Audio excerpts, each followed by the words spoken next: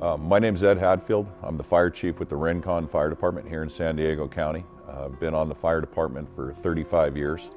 In those 35 years, I've worked every position and every rank in the fire service, from firefighter all the way up to and including currently fire chief.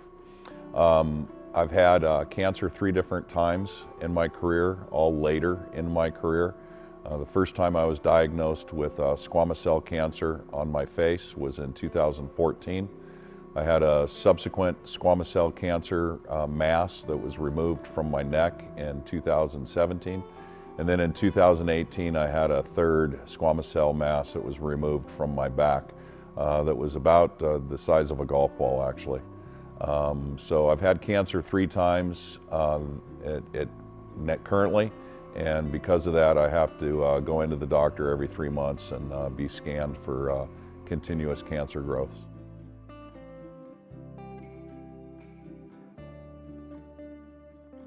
So the first time I recognized that something was wrong was in early 2014. I had what was described best as a pimple that was on my lip that would never heal. And I thought, because, well, I just shave every morning, maybe it's not healing correctly. But eventually I recognized that something was wrong. So I went into the doctor, and because I had ignored it for so long, well over a year, they told me that they were going to have to do a Mohs surgery, which is basically burning the layers of your skin out until they get to the base layer where there's no more cancer cells. Unfortunately for me, it was directly underneath my nose, right there on my lip. They actually removed the top portion of my lip because there was so much cancer spread, and had to completely reconstruct my lip at that time. The one on my neck was about the size of a quarter. They caught it fairly early because of cancer screening and going in to be screened on a regular basis. But nonetheless, they removed that mass out of my neck. And then about a year later, I had again something that wasn't healing, something that didn't look right. They took a look at it, and they had a squamous cell mass that was about the size of a golf ball that had to be surgically removed.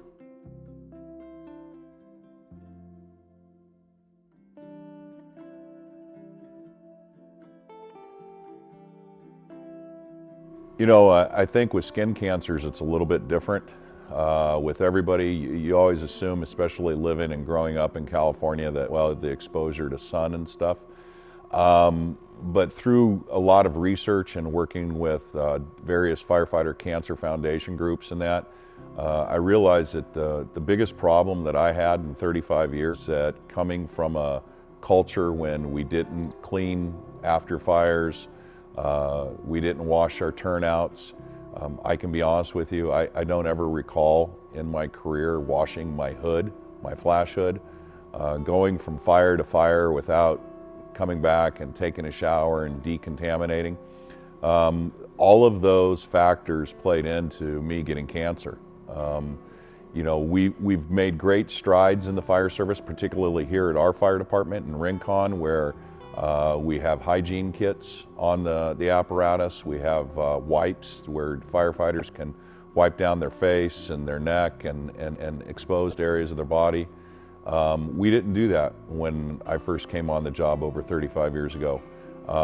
We kind of prided ourselves in having dirty, stinky gear that was covered in soot and carcinogens, and we didn't recognize it at the time. So I didn't do anything back then to help myself, and I'm paying the price now. The cancers on my lip and the cancers on my neck and the cancers on my back are directly related to my exposure to carcinogens and smoke and toxic products of fires, and leaving them on my skin for extended periods of time. As a fire chief, it's my duty and responsibility to make sure that my firefighters don't experience the same thing I'm experiencing now, later on in life.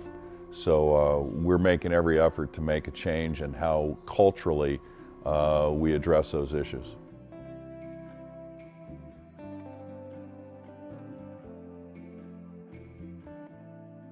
It's interesting kind of being later into your career.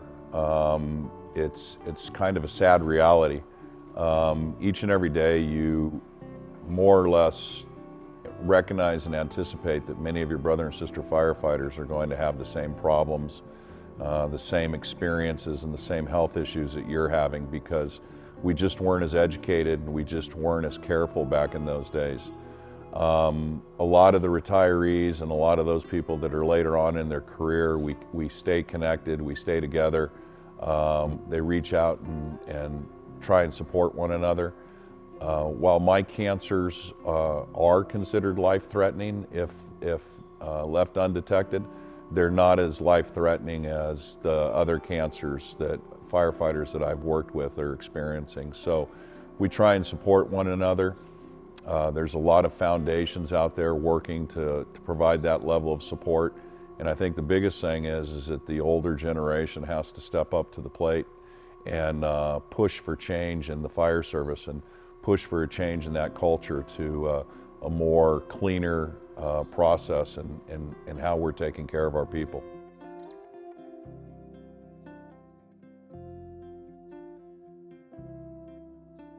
Well, you don't really realize how self-conscious you are until you don't have a top lip.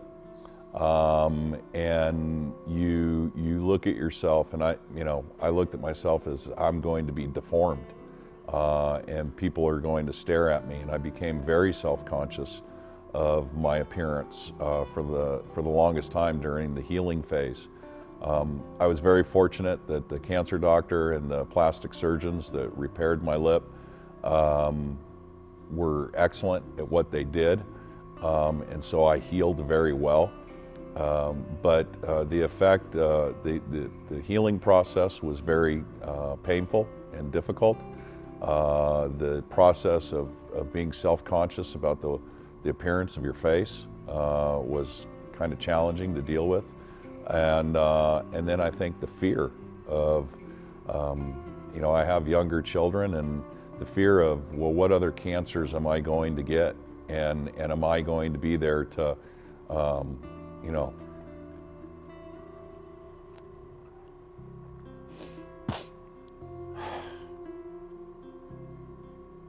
you going to be there for your kids?